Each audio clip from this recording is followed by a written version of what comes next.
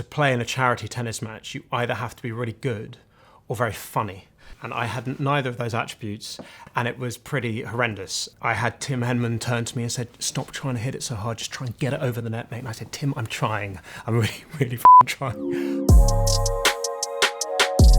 I am Eddie Redmayne, and these random objects that you see in front of me are 10 essential items in my life, caveated by the fact that not a single one of them is essential, but they're just things I like.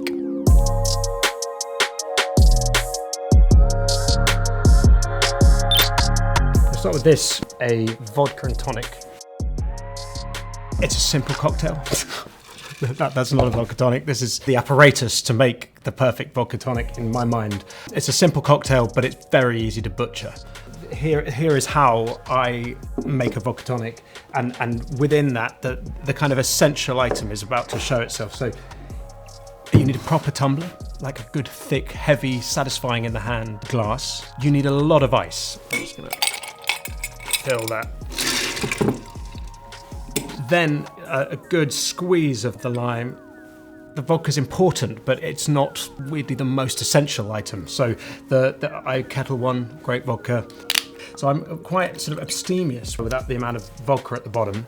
And this is one of my essential items, which is this Schweppes brand of tonic. There are many pretenders to the tonic throne. I'm in no way endorsed by Schweppes, but this is really important to me. A can, because it's all about the fizziness. You take the glass up to the person you're pouring with a cold can of tonic, and then you literally drink it while you can still feel the bubbles. Cheers.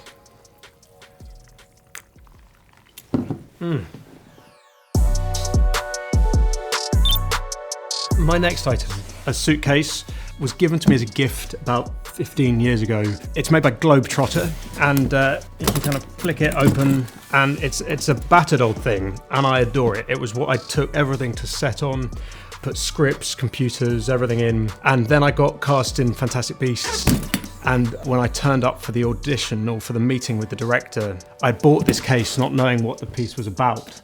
And then he started talking about this case and how the character had this case that was kind of essential, at which point I sort of gently pushed the case under my chair because I thought he might think I was one of those actors who turned up sort of in costume with their own props. And I've basically not really been able to sort of walk around with one of my favourite things in the world for a while. But now I can again, which is wonderful. So yeah, that's my not quite so essential item. These are salt and vinegar squares. I feel like I know more about salt and vinegar crisps than I do about most things, and these are probably my favourite crisps. They're called squares. You get them in kind of most shops in the UK, but whenever I get off a plane, having travelled, I buy a packet of salt and vinegar squares. And now the great one is a disco.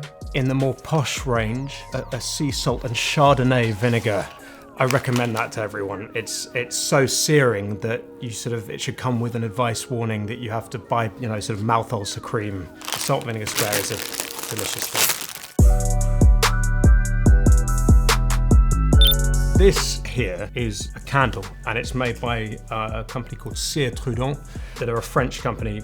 Acting is quite peripatetic. You travel a lot.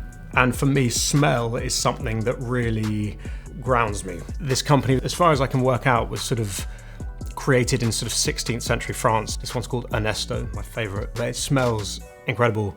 And when you light this candle, you feel like you're in kind of some sort of Louis XIV monastery.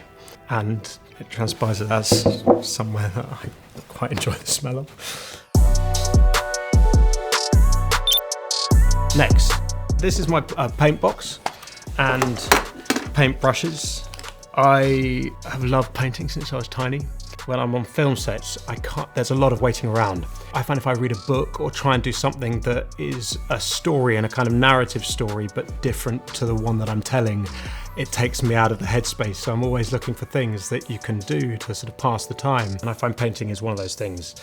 I love that you paint with a box like this and you leave the colours that you've mixed on it. And when you come back, there's a sort of history to it. I'm deeply colourblind, so I do very questionable paintings. I've been known to paint clouds that are grey and shitty brown, but I love it. I love tennis. I've loved tennis since I was a kid.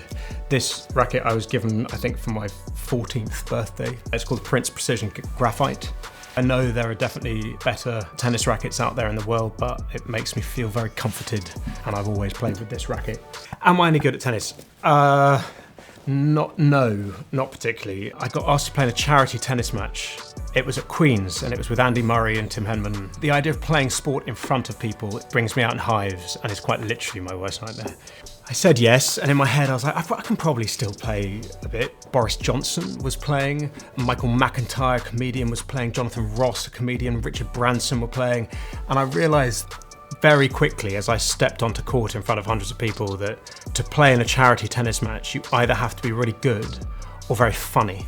And I had neither of those attributes, and it was pretty horrendous. And I played very, very badly. I had Tim Henman turn to me and said, "Stop trying to hit it so hard, just try and get it over the net, mate." And I said, "Tim, I'm trying. I'm really, really fucking trying."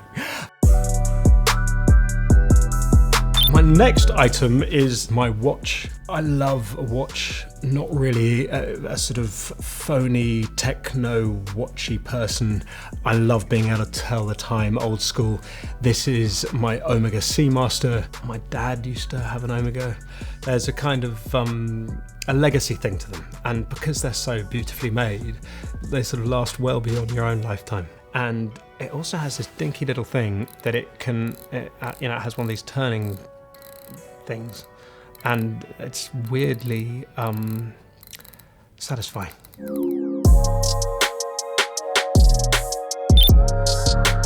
This wash bag was a gift from a party after the Oscars of the Year of the Danish Girl, and in it are a few things that I want to share with you. First, this stuff, VO5 Surf Style Paste.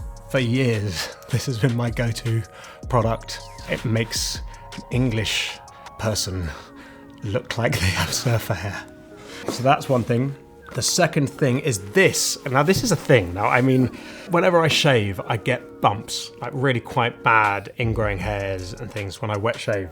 And there are lots of things that promise that they deal with that. I don't think they do, except for this thing, which is made by a brand called Anthony, and you put it on after you shave and it really stops that from happening. And I really wanted to share that with you. That's a thing. This thing, chapstick. I have gigantic lips. There are sort of Twitter feeds about how dry and dehydrated my lips look a lot of the time, which isn't an indictment for this stuff, except for the fact that I've tried everything else and none of them seem to quite work in the way that a chapstick does. And then this. So in actors, there are makeup artists in our lives who, for red carpets and things, make us look palatable. They're called groomers for men to try and make us feel less emasculated somehow, which I always find interesting because I sort of feel like a horse or a pony. But two of these wonderful women who I work with in America, a woman called Barbara and Amy, have come up with this oil. It's called Circa 1970, and it is great. They are people that know more about skin than I do, and this is something I would recommend. This is my next essential item. So this this is one of my favourite items, essentials, not essential, but lovely thing. It is a cardigan that I wore. I stole actually from a shoot that I did with Prada a few years ago. It is multicoloured. I can't tell quite how vibrant and bright it is because of my colour blindness, but it definitely makes me feel buoyant and happy when I wear it, and it's also like being given a gigantic hug. I take it on planes with me. I love the fact that it's sort of hand woven and crocheted and knitted, and it's also really robust. I put it through the ringer, this guy, and it's still here.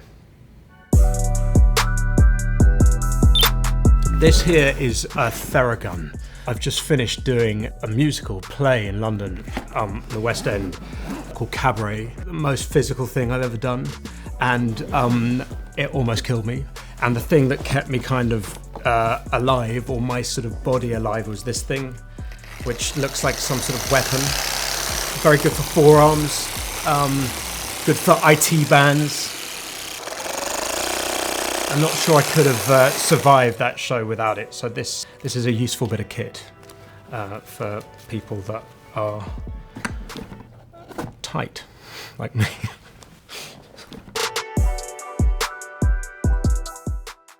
Guys, I hope you enjoyed watching, and if you want to see other people's essential items, you can do that by subscribing down there somewhere.